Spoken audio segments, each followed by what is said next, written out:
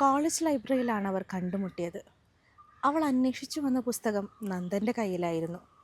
പുസ്തകം കൈമാറി ഒന്നോ രണ്ടോ വാക്കുകൾ കൊണ്ട് സൗഹൃദം പകർന്ന് അവർ പിരിഞ്ഞു. കഴിഞ്ഞ 2 ദിവസങ്ങളായി അവളും താനും ഒരേ പുസ്തകമാണ് വായിച്ചുകൊണ്ടിരിക്കുന്നത്.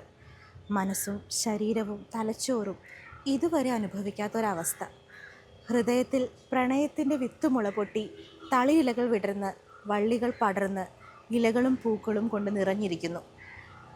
ഇതുവരെ കാണാത്ത ഒരുവൾ. പിറ്റേന്ന് സെമിനാർ ഹാളിൽ നിന്നും ലൈബ്രറിയിലേക്ക് പതിവിലും നേരത്തെ എത്തി. മനസ്സ് അവളെ ആർത്തിയോടെ തിരഞ്ഞു.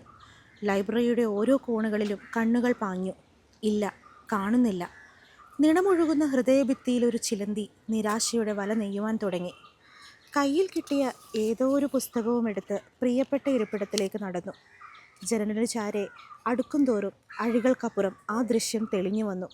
ഒരു ക്ലാസിക് പെയിൻറ്റിംഗ് പോലെ ജനലഴികൾക്കിടയിലൂടെ ആ ദൃശ്യം വ്യക്തമാക്കപ്പെട്ടു. കൂറ്റൻ വാഗമരച്ചോട്ടിൽ വാഗപ്പൂക്കൾ വിരിച്ച് ചുവന്ന പുതപ്പിൽ ചാഞ്ഞിരുന്ന് പുസ്തകം വായിക്കുന്ന അവൾ. ജീവിതത്തിൽ ഇന്നോളം താൻ കണ്ട കാഴ്ചകളിൽ ഏറ്റവും സുന്ദരമായ കാഴ്ച അതാണെന്ന് തോന്നി. നന്ദൻ ആയിഷയോട് സംസാരിച്ചു. അവർ പരസ്പരം പരിചയപ്പെട്ടു. അവൾ പറഞ്ഞു, ഞാനൊരു ആർട്ടിസ്റ്റാണ്, എന്നാൽ ഇനി പഠനം തുടരുന്നില്ല. എന്തേ? അവൻ ചോദിച്ചു. ഞാൻ മാരീഡാണ്, ഇനി പഠനം തുടരാൻ സാധിക്കില്ല.